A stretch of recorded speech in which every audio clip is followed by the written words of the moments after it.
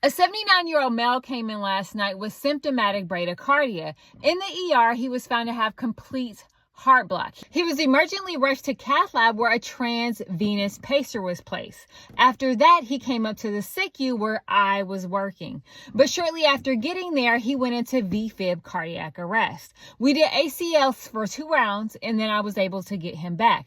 Thank God he was awake, talking, everything was fine until I looked at his monitor when I saw this rhythm. His pacer spikes were everywhere, on the P waves, on the QRS, on top of the T waves frequently.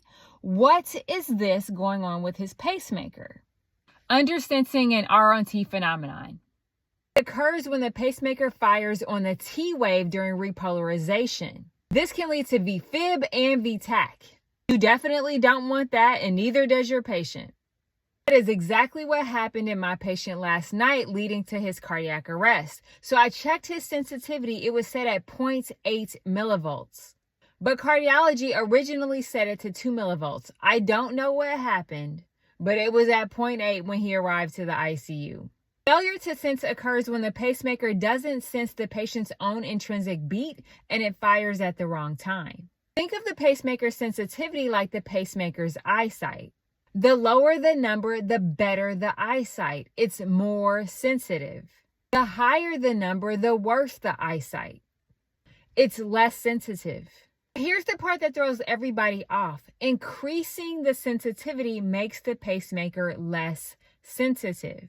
The pacemaker sees fewer heartbeats. Decreasing the sensitivity makes it more sensitive. It sees more heartbeats. In my patient's case, the sensitivity was set at 0.8 millivolts.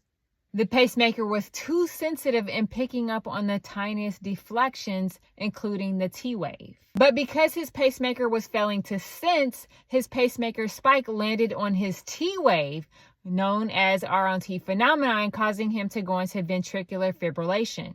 So what do? In my patient's case, the sensitivity was set too low at 0.8 millivolts. I increased his pacemaker sensitivity from 0.8 millivolts to 2 millivolts, which made the pacemaker less sensitive. There were no more pacing spikes on the T wave, no more VFib, and his rhythm was stable. Here's the part I want you to remember. If your patient has a transvenous pacer, always look where the pacing spikes are landing. They should never land on the T wave, and if they are, your patient is undersensing. Remember, transvenous pacers are powerful, but only if they're set correctly. Your eyes on that monitor matter more than you think. Signing off. Good night, guys.